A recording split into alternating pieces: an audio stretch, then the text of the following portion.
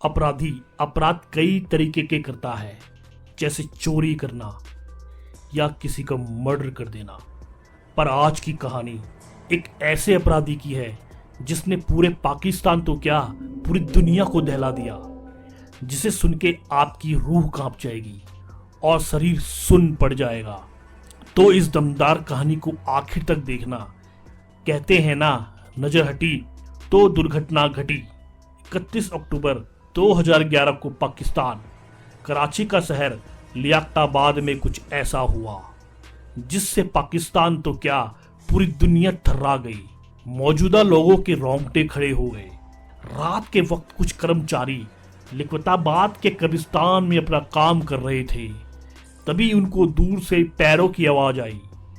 जब उन्होंने देखा तो उन्हीं का कोई साथी उनके पास भागा आ रहा है, और जब वो उनके पास आके रुका तो उसका चेहरा पसीने से तर-बतर, आंखों में डर और तेज सांसों की चलने की आवाज। कुछ बोल नहीं पाया तो कब्रिस्तान की तरफ इशारा कर दिया। कर्मचारी कब्रिस्तान की ओर भागे भागे चल दिए। जब उन्होंने कब्र की ओर देखा तो कब्र खुदा हुआ था। वहां डेड बॉडी गायब थी। ये सब देख बाकी लोग बौखला गए और उस आदमी से पूरी घटना सुनी। घटना जानकर उन आदमियों के पैरों से जमीन खिसक गई और वो उस आदमी को पीटने लगे।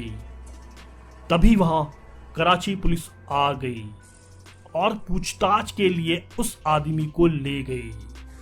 पूछताछ के वक्त जब उस आदमी ने घटना बताई तो पुलिस वालों के भी होश उड़ गए। उनकी रूह तीतर बीतर हो गई। सवाल है, ऐसा आखिर क्या बताया उस आदमी ने पुलिस वालों को और अपने साथी को, जिसे सुन के उनका दिमाग सन हो गया। दोस्तों, इस आदमी का नाम मोहम्मद रियाज था। कुछ साल पहले रियाज की मुलाकात वजीरा से हुई, जो इसी कब्रिस्तान में कब्र खोदने का और पानी डालने का काम किया करता था। उस वक्त रियाज अपने लिए काम की तलाश में था।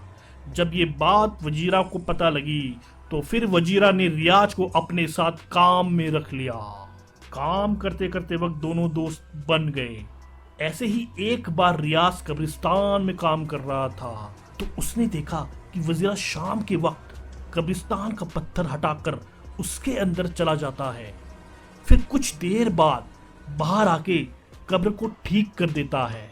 यह बात उसने बहुत बार नोटिस करी। फिर एक दिन वो वजीरा से पूछ लेता है कि तुम आखिरकार कब्र में जाकर करते क्या हो। वजीरा बताता है कि मैं उन लड़कियों के कब्र में छेड़छाड़ करता हूँ जो कुछ देर पहले आसार के नमाज के वक्त दफनाई गई हो, और यही कारण है कि मैं शाम के वक्त ही कब्रिस्तान खोदता हूँ, क्योंकि आसार की नमाज शाम के टाइम ही होती है और उस वक्त आसपास कोई नहीं रहता, और जब सब चले जाते हैं तो लड़की की लाश से मैं अपनी हवस मिटाता हूँ।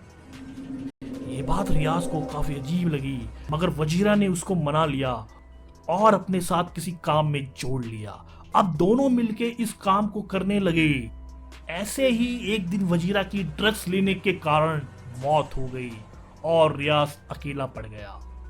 अब जब रियाज अकेला पड़ गया तो अकेला ही वो काम करने लगा।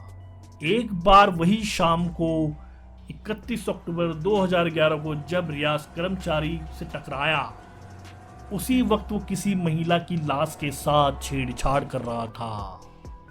उसने पहले कपड़ा हटाया और जब उसने लाश की आंखें देखी तो वो डर गया।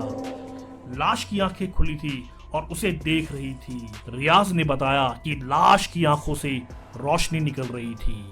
वही रोशनी देख के वो भागा और कर्मचारियों से टकरा गया। दोस्तों, रियाज ने 48 लाशों को अपना शिकार बनाया है। इस घटना से पूरी दुनिया हिल गई। एक महिला को मरने के बाद भी नहीं छोड़ा जाता। कैसी दुनिया है ये? आपका क्या ख्याल है इस कहानी के बारे में? वीडियो को लाइक करके सब्सक्राइब कर दीजिए। मिलता हूं नेक्स्ट स्टोरी में। Thank you.